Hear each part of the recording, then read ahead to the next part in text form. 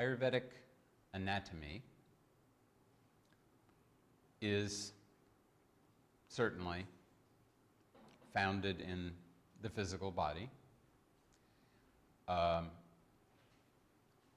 The most physical part of Ayurvedic anatomy has, generally speaking, been superseded by modern anatomy. When I was in the Ayurvedic college, we were studying dissection with the help of Cunningham, which was very useful and handy. Dissection was originally practiced in Ayurveda many centuries ago. Sushruta mentions the process for doing so. But it was discontinued also many, many years ago, quite possibly as a result of some orthodox intervention. But the details of physical gross anatomy are much secondary in Ayurveda to the details of dynamic anatomy, the understanding of how the tissues are created, how things circulate in the tissues, and how the different koshas of the organism are connected together. So, from the perspective of the darshana that Ayurveda follows, there was originally a singularity from which this entire manifested macrocosm has developed. And the microcosm develops in a very similar way. There is a singularity, which in the case of a human being, we call a zygote, which occurs when one sperm fertilizes an egg. For a moment, there is a single cell, and then a process begins which over a period of first 9 months in the womb and then approximately 25 years outside the womb, there is a progressive development of that one cell into many trillions of cells and many trillions of connections between those cells and many, many connections with hundreds of others, multi-trillion cell organisms, both from our species and other species. So, in a very similar way to what happens in the macrocosm, the microcosm also developed from a singularity into a very, very large and complex system. In a similar way to what happens with an iceberg, in the sense that you only see a small proportion of it above water and there's a much greater amount below in an invisible form, what we see in the physical body is only the grossest, densest version of what the entire organism is. We call this the Annamaya Kosha. A kosha means a sheath. Maya in this case does not mean maya, it means possessed of. And Anna means food. So the Annamaya Kosh is that manifestation of an individual created from that one zygote that is nourished by food, is made unbalanced by food, is brought back into balance by food.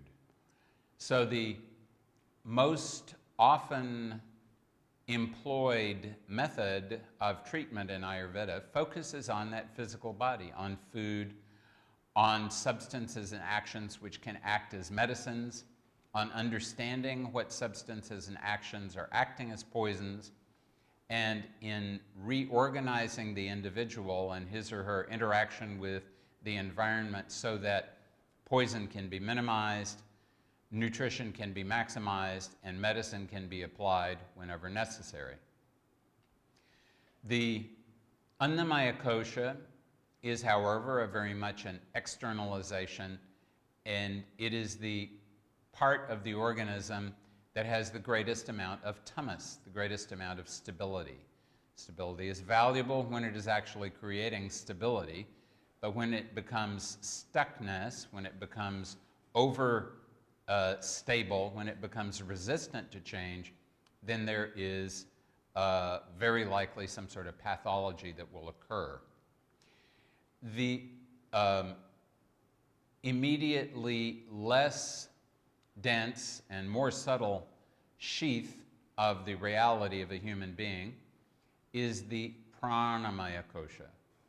And that is the body that is sometimes called the vital or the etheric body in English.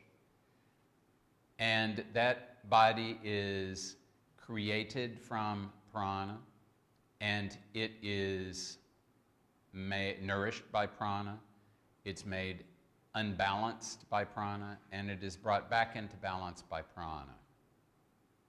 More subtle than the pranic body is the sukshma sharira, the manomaya kosha, that is nourished by thoughts and emotions and memories and all other kinds of mental faculties. And it is made unbalanced by these things, and it is brought back into balance by these things. These are the three koshas that we mainly address in Ayurveda. The Vijnanamaya kosha and the Anandamaya kosha are much too subtle for the ordinary day-to-day intervention that Ayurveda specializes in. And it's important to remember that all three of these koshas, in addition to the Vijnanamaya kosha and the Anandamaya kosha, they are always interacting with one another. Information is always being passed from the one to the other in both directions at all times.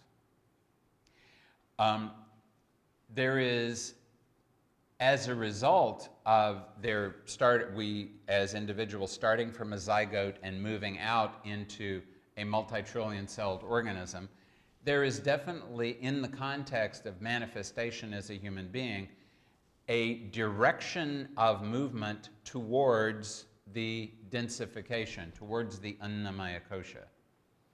And as human beings, we need to be aware of and prepared for the fact that at some time we're going to move back in the opposite direction. All human beings cease to exist at some point, or at least all of those that we personally nowadays are going to be meeting. Every human being will die. And that means that there will be a retreat of awareness from the Annamaya kosha to the Pranamaya kosha to the Manomaya kosha, and then back further. So it's ideal when one is a human being to understand that one is not going to be able to remain in the Annamaya kosha forever. But this, of course, is something that is not always practiced by human beings. It was, I believe, Yudhishthira who, when asked by the yaksha what was the most amazing thing in the world, he said the fact that an individual sees people dying all around him and never believes really that that's going to happen to him. And it's understandable really why this is the case, because in order for the organism to really have the confidence to continue existing, it's important that the organism believes that it can continue to exist. And as long as that belief is strong, then that will keep all of these koshas and all of the tissues and all of the cells working together as a unit for the purpose of maintaining the individuality of that one human being.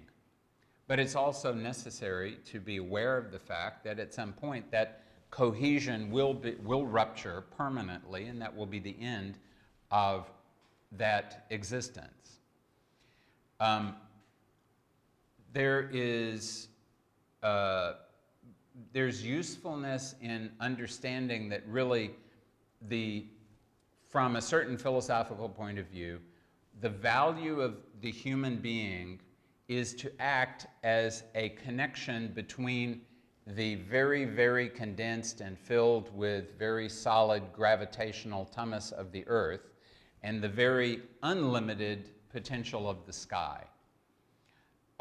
So we act as a connection between those two things. We are acting as a conduit to permit the Earth and the sky to communicate with one another, to bring the duality of manifested existence back into unity in the context of the microcosm at any one moment. This, of course, will happen to the universe ultimately, perhaps some more billions or trillions of years into the future. But at any moment in any one human being, that unity can be reconnected and re-experienced. And this was, it is said, why humans and why the universe itself was created in the first place. That duality could first occur, and then the satisfaction after there would be Judai, that again, Milan could return. After separation, there could be union again.